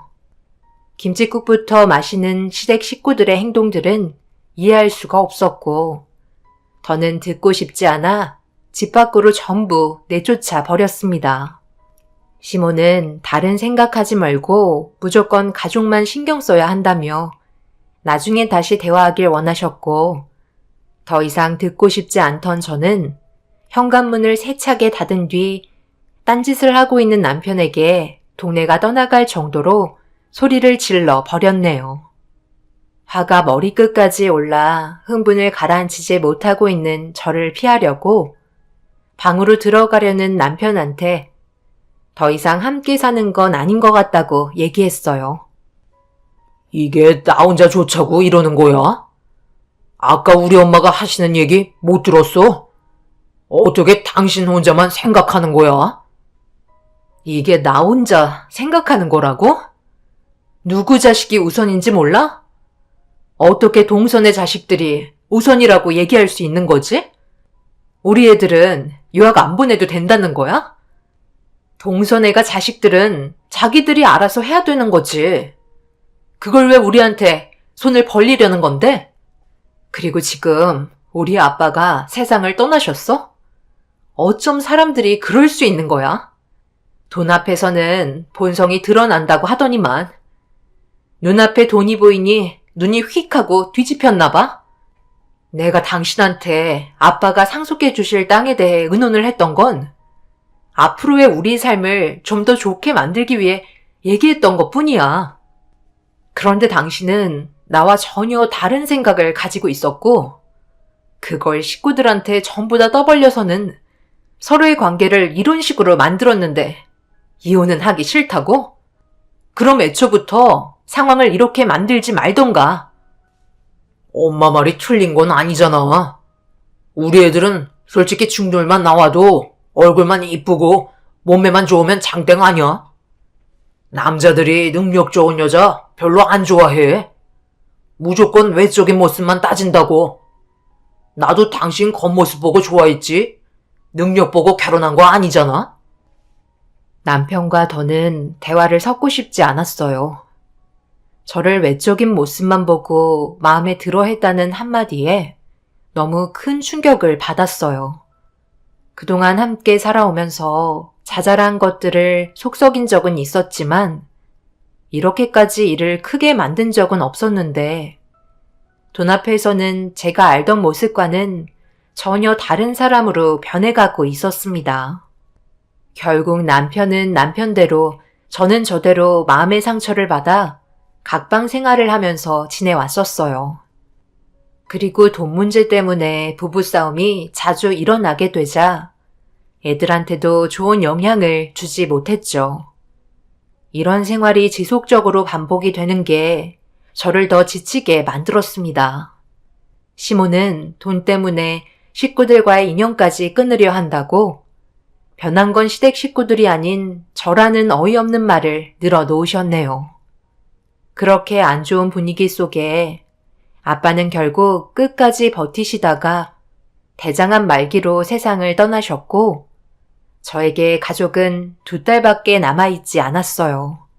남편과는 이미 가족이 아니라 남남처럼 살고 있었는데 아빠의 장례를 치르던 날 그래도 남편이라고 해야 할 도리는 아는지 아빠의 장례를 도와주었고 그때만큼은 서로가 조심하며 해야 될 일들만 묵묵히 처리해가고 있었습니다. 그런데 이 소식을 듣게 된 시댁 식구들이 한꺼번에 몰려와서는 아빠의 영정사진 앞에서 오열을 하며 눈물을 보이기 시작했어요. 시모의 가식적인 모습은 온몸에서 소름을 돋게 했지만 아빠의 장례를 망치고 싶지 않아 당장이라도 내쫓아 버리고 싶은 거 화를 억누르며 아무 말도 없이 자리를 지키고 있었습니다.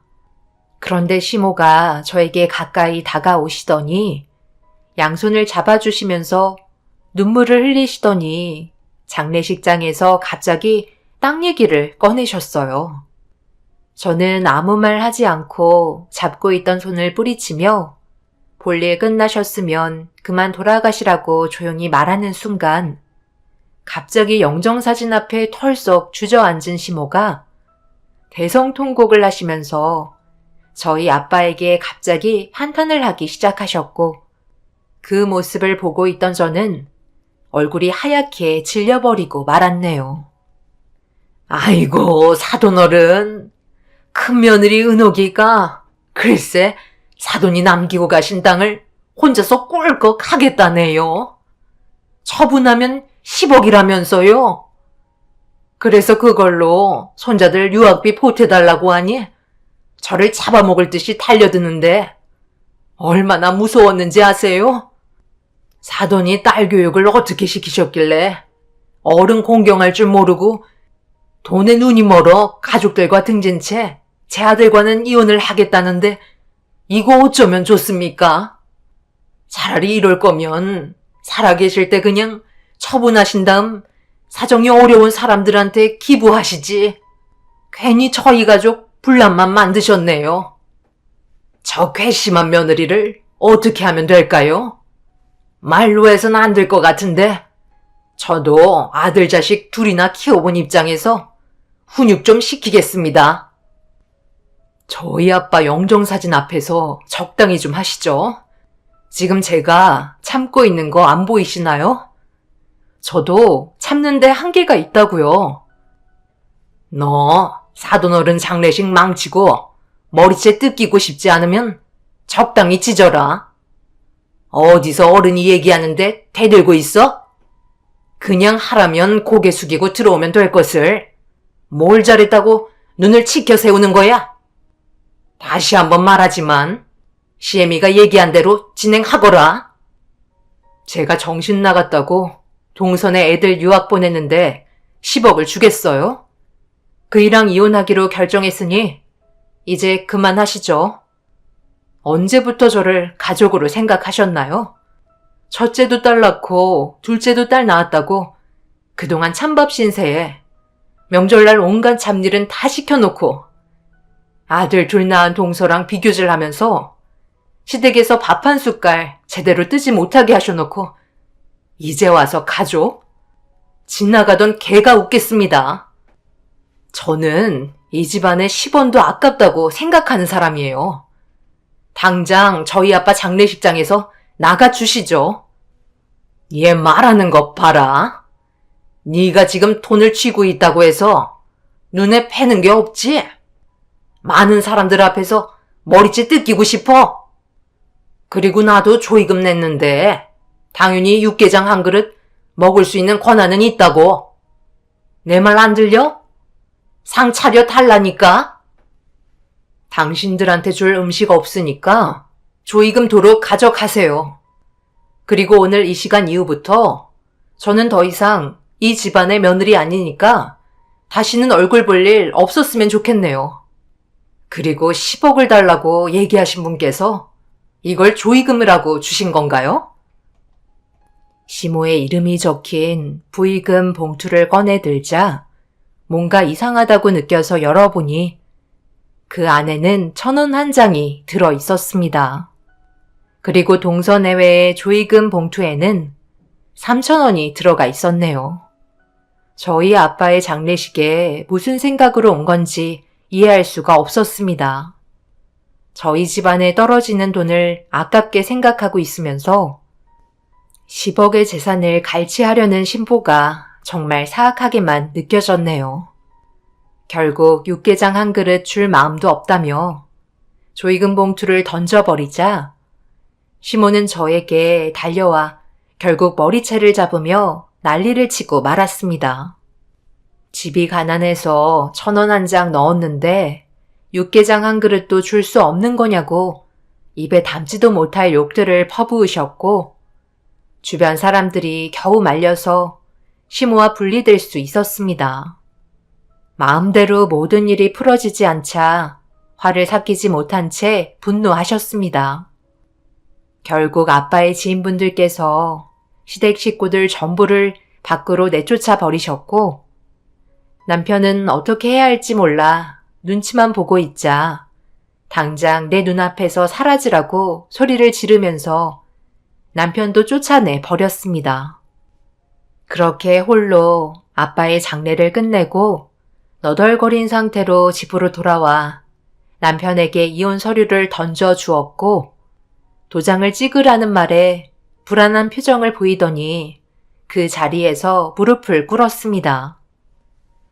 당신이 무슨 잘못을 했는지 알아? 전혀 인지 못하고 있으면서 무작정 무릎부터 꿇으면 모든 게 해결이 된다고 생각해? 앞으로 평생 입 닫고 살 테니까 한 번만 용서해줘. 나는 당신 없으면 못 사는 거 알고 있잖아. 갑자기 이혼하자고 하면 어떡해? 내가 갑자기 이혼하자고 그랬어? 몇 달 전부터 그런 거 같은데? 그리고 우리 아빠 장례식장에서 어머님이 그 난리를 쳤는데 당신 뭐 하고 있었어? 남일인 것 마냥 접시에 올려져 있는 전 먹으면서 구경하고 있었잖아.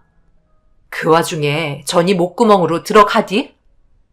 그건 내가 장인어른 장례식 도와드리면서 제대로 챙겨 먹지 못했잖아. 그래서 약간 현기증이 나더라고. 당연히 싸움을 말려야 하는 게 맞지만 장인어른 지인분들께서 말려주셨잖아. 나는 그 틈에 배 좀 채우고 있었던 것뿐이야. 그래야 또 일을 하지. 지금 그걸 말이라고 하는 거야? 남들이 우리 가족을 뭐라고 생각하는 줄 알아? 집안이 아주 개차반 집안이란다. 아빠 앞에서 얼마나 창피했는지 당신은 전혀 모르지? 그 상태에서 전으로 배를 채우는 게 아닌 시모와 나를 뜯어 말렸어야 했다고. 지금까지 내가 왜 이 집구석에서 참고 살았는데 애들만 아니었어도 나는 당신이랑 벌써 이혼했다고. 빨리 도장 찍어. 남편은 한 번만 봐달라고 애원했지만 더 이상 이 집안과의 인연을 만들고 싶지 않았습니다.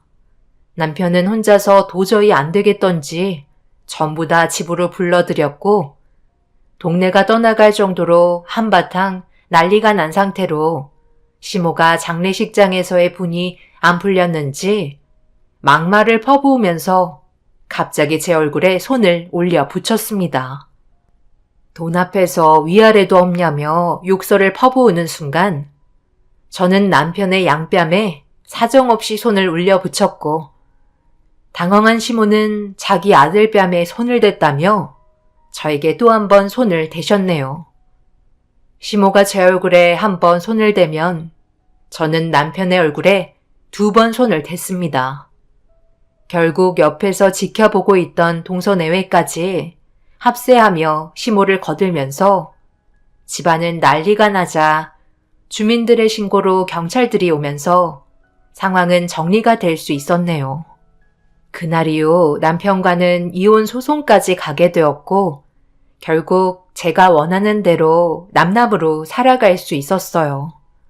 눈앞에 10억이 멀어지자 시모는 배가 아팠는지 혈압이 올라 쓰러지셨고 그 모습을 끝으로 2번 다시 시댁 집안과는 만날 일이 없었습니다.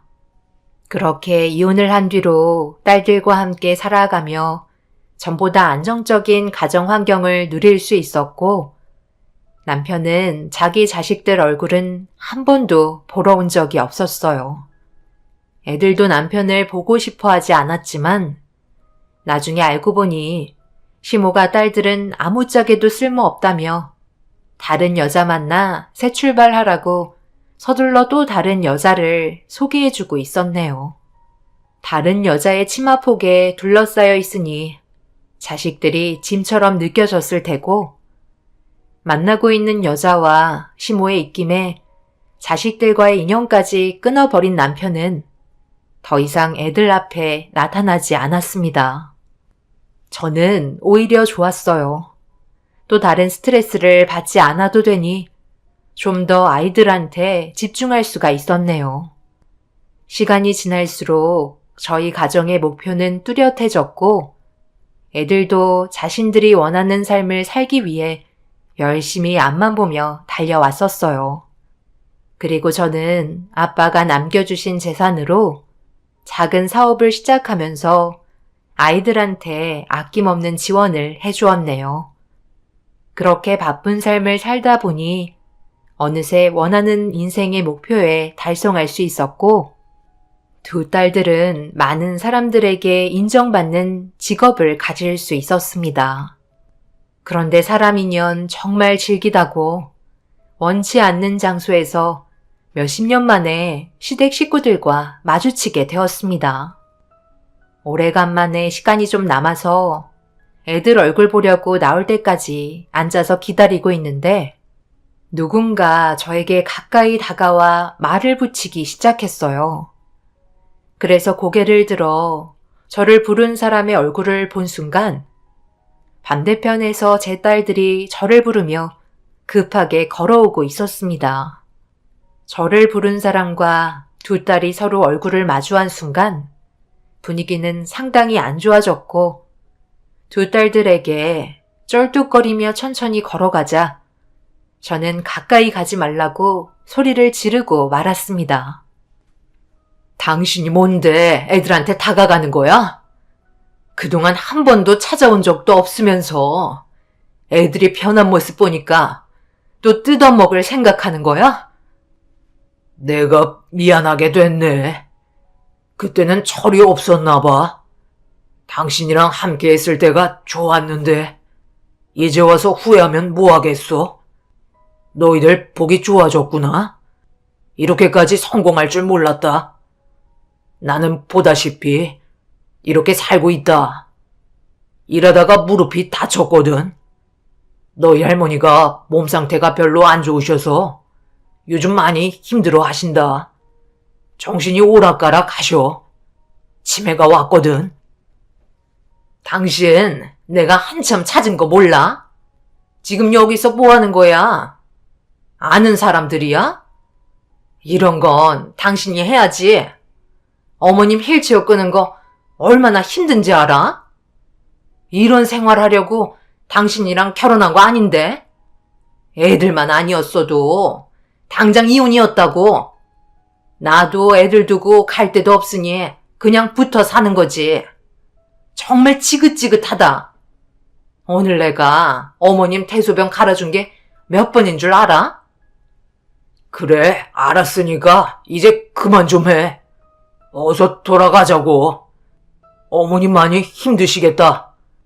그놈은 아직까지 안 들어왔어? 뭘 들어와? 그놈 때문에 쌓인 빚이 얼만데? 차라리 안 들어오는 게 낫다는 거 몰라? 당신한테 딸들 있잖아. 빨리 찾아서 돈 좀 달라고 해봐. 애비가 빚에 허덕이고 있는데 당연히 도와줘야 하는 거 아니야? 이래서 자식 새끼 키워봤자 소용없다니까. 잠깐만, 이거 무슨 냄새야? 어머님, 지금 여기서 큰 걸 보시면 어떡해요? 오늘 뭐 잘못 드셨어요? 난 몰라. 당신이 알아서 해. 정말 이렇게는 못 살겠어. 동선에는 치매 어머님 돌봐주지 않겠다고 잠적해서 나타나지도 않잖아. 당신 만나서 내 인생 이게 뭐야? 어머님 지금 소변까지 보시잖아. 나는 차에 가서 기다릴 테니까 당신이 알아서 처리하고 와. 그리고 우리 관계도 다시 생각해보는 게 좋겠어. 두 딸은 의사가 된 자신들이 성공한 모습을 보여주었지만 남편의 두 번째 인생은 나락으로 떨어진 상태였어요. 자식 농사도 제대로 못해서 집안까지 말아먹은 것 같았습니다. 두 딸은 서둘러 화장실로 가려는 남편에게 명함을 건네주면서 몸이 불편한 곳이 있으면 의사로서 도와준다고 얘기하자 남편은 그래도 조금의 양심은 남아 있었는지 배우자가 혹시라도 볼까봐 명함을 받지 않고 혼비백산하듯 급하게 병원을 빠져나갔네요. 그리고 휠체어를 타고 있던 시모는 치매가 심하게 왔는지 저와 두 딸을 알아보지 못했고 그날 이후 남편은 딸들이 다니는 병원에 두 번 다시 모습을 나타내지 않았습니다. 아마 다른 병원으로 옮긴 듯 보이네요. 자신의 인생에 대해 땅을 치며 후회하는 모습과 시모가 무너진 모습을 눈앞에서 보게 됐지만 뭔가 불안한 마음을 떨쳐낼 수는 없네요. 의사가 된 두 딸에게 언젠가는 접근할까봐 걱정은 되지만 양심이 있다면 그렇게 하진 않겠죠. 평생 그 사람들이 자신들이 했던 행동들에 대해 후회하면서 살았으면 좋겠습니다. 제 사연 들어주신 분들 감사합니다.